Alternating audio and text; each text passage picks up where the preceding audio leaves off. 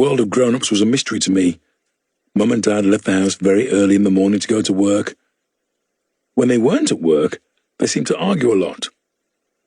Either that or they'd watch telly, eat, and have the odd humorous conversation. However, this is all about to change. One day, Mum said, "I want you to go downtown and see Bertie. He's your uncle, and you should know him. You're to go down there on Fridays and help him." I had no effing idea who this guy was. Who was he? What was his address? What did he do?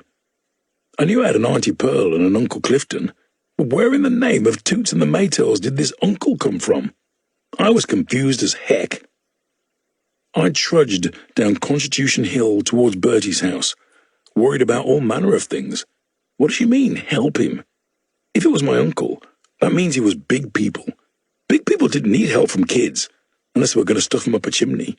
What does she mean, you should know him? By the time I got there, I was sweating buckets and really worried. But actually, Bertie was one of those post-Windrush guys who'd come from Jamaica, worked his socks off, but still lived in a one-room bedsit using a shared kitchen. Apparently, my job was to sweep out this room and wash dishes, and in return, I would be fed and given pocket money. I found out bits and bobs about Bertie as I did my chores. I knew he liked to drink. I knew he was from Jamaica. I knew he had a son called Lloyd, because Lloyd would sometimes be there when I was there, listening to linguaphone records and speaking odd phrases of French as I hoovered under the table.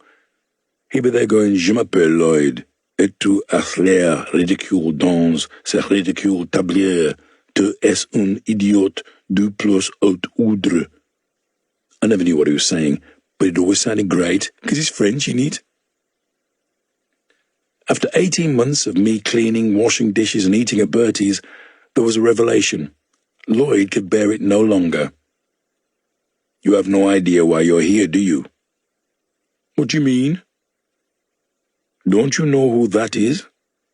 I said, "Who do you mean?" Lloyd said, "Bertie. He's your dad. Go and ask him." I was literally shocked. This was a big thing.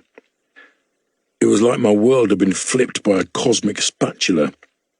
I had no idea how to react. I was in shock.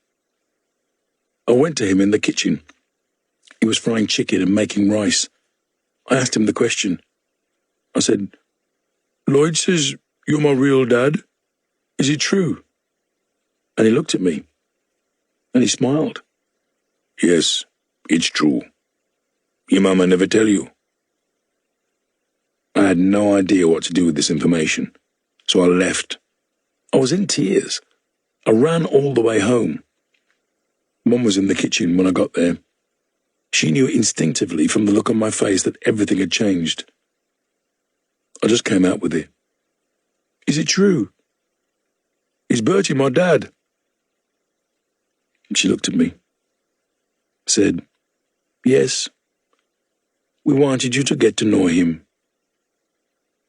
I was gobsmacked. "You said he was my uncle?" I ran to my room and lay on the bed thinking about this. And then, after some time, it all became incredibly normal. Whereas life before had been school, family, playing, now there was an added feature, Bertie. I'd go and see him every Friday, do my chores, get my pocket money and split. Everybody seemed to know about him and how he was related to me, except me. Even though most of the big people in and around the family knew the truth, I wish I'd been told much earlier. But these were different times, and family business was deemed off-limits to little kids. Big people knew everything and dealt with it accordingly. Little kids were left to get on with their lives.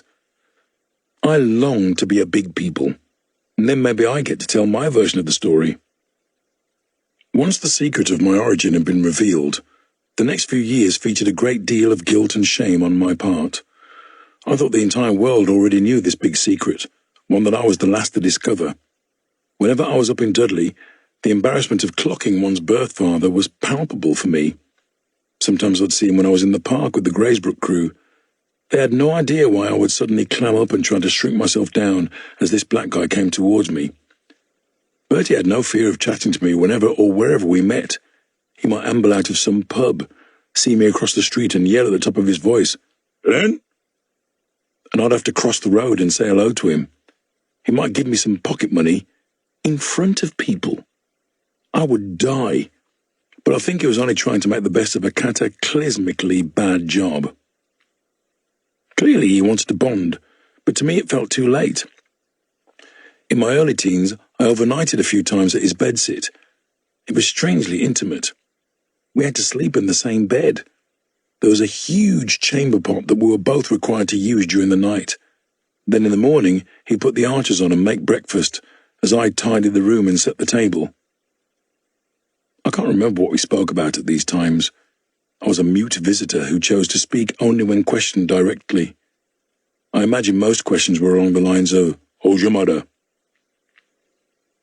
The main feeling I had about the whole new dad situation was that although Bertie was my father by blood, Winston, whether he liked it or not, was the guy who had raised me, put up with me, watched me grow through my early childhood. This new situation was interesting, but it didn't change the infrastructure. I grew into my teens knowing I had to factor in this other person. I tried to avoid him as best I could, but he was a constant presence. I wanted to say, "Why are you here now? Where were you before?" But I wasn't brave enough.